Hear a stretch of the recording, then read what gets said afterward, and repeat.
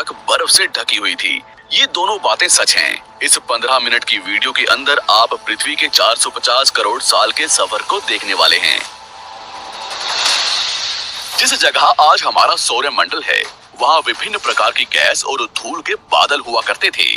वैज्ञानिकों के मुताबिक इन धूल के बादलों से दूर एक तारा हुआ करता था। वक्त के साथ साथ उस तारे की ऊर्जा कम होने लगी, जिसके कारण उसके अंदर एक विशाल विस्फोट हुआ। विस्फोट की वजह से अंतरिक्ष की ये धूल एक दूसरे से दबने लगी।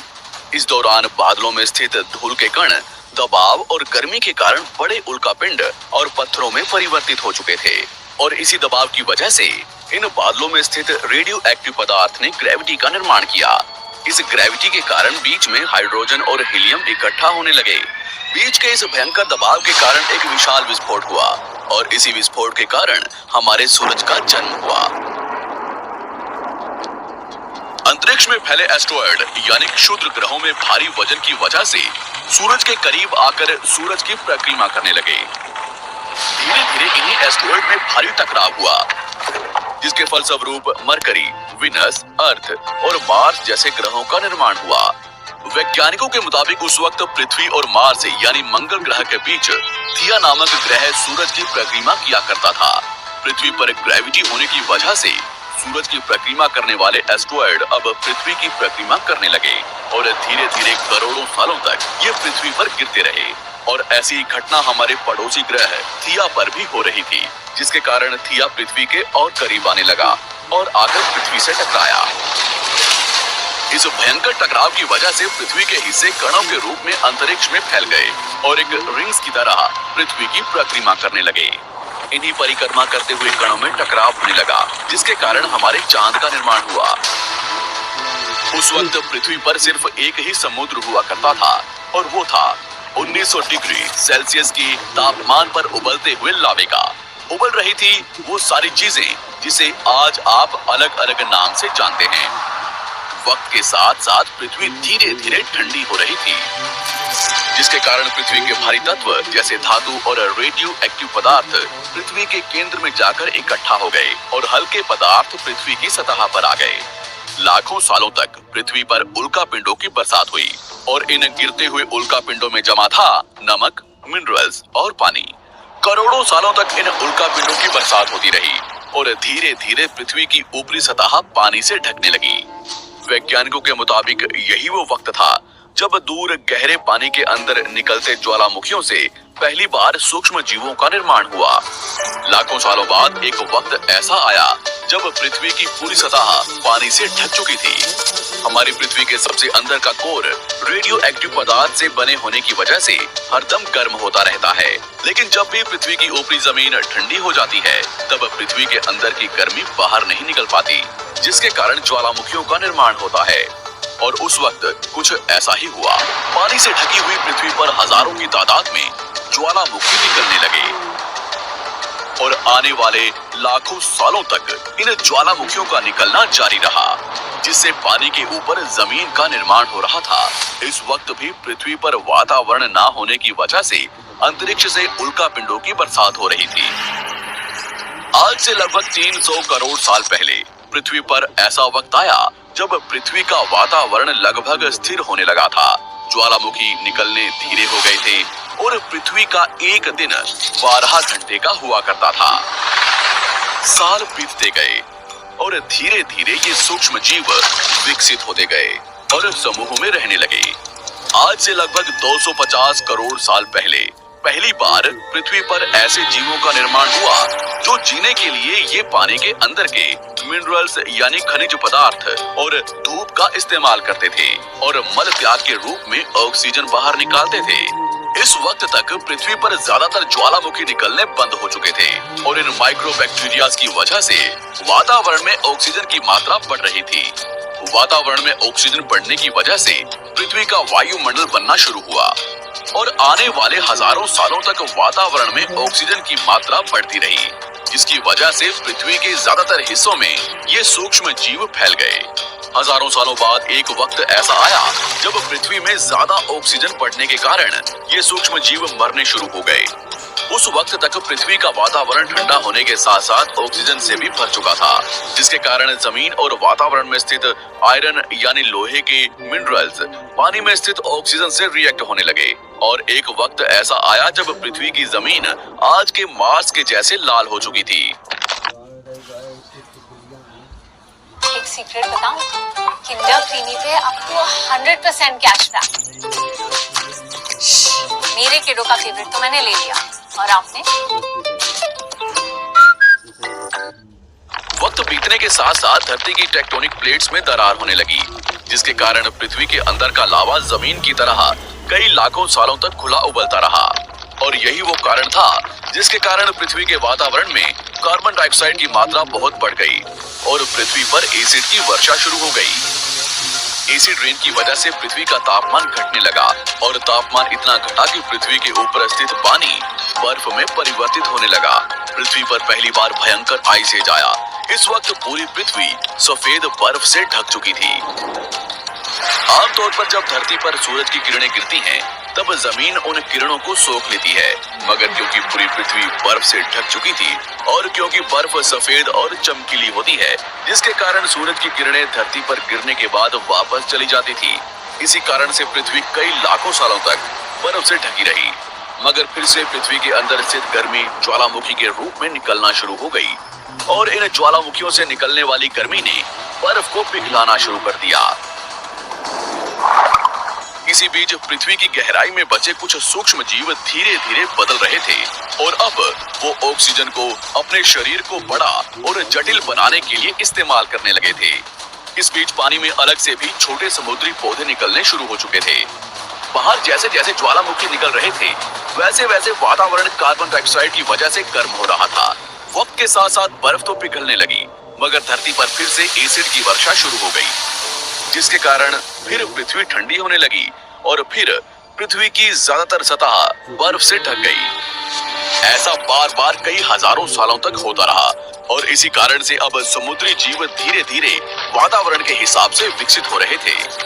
इस बीच कई सारे जीव और समुद्री जंगल विलुप्त हो गए, मगर जो बच गए वो धीरे धीरे पृथ्वी के बदलते तापमान के हिसाब से ढलते गए और अब हजारों सालों बाद समुद्री पेड़ बर्फ की वजह से पूरी तरह से मरते या सूखते नहीं थे।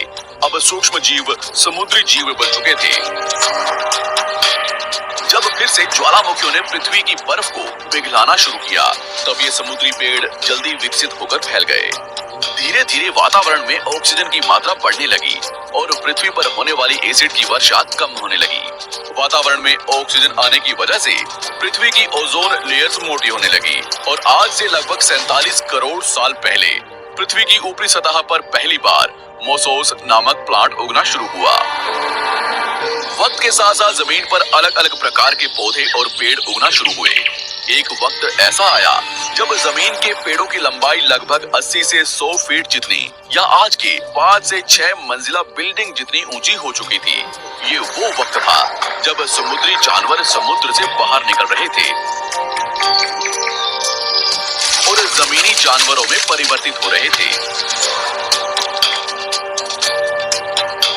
धरती की ज्यादातर जमीन एक जगह इकट्ठी हो चुकी थी, जिसे आज हम पैंजिया महाद्वीप के नाम से जानते हैं।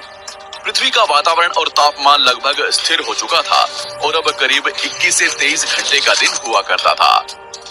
अब समुद्री जीव पानी से बाहर रहने लगे थे और वातावरण के हिसाब से उनके शरीर का रंग रूप बदल रहा था। धीरे धीरे ये जमीनी जानवर डायनासोर्स में परिवर्तित हो गए। जिन डायनासोर्स ने पेड़ पौधे खाने शुरू कर दिए, उनका शरीर लंबा और विशाल रूप से विकसित होने लगा। कुछ डायनासोर्स शिकार किया करते थे, जिसके कारण वे छोटे और तेज होते चले गए।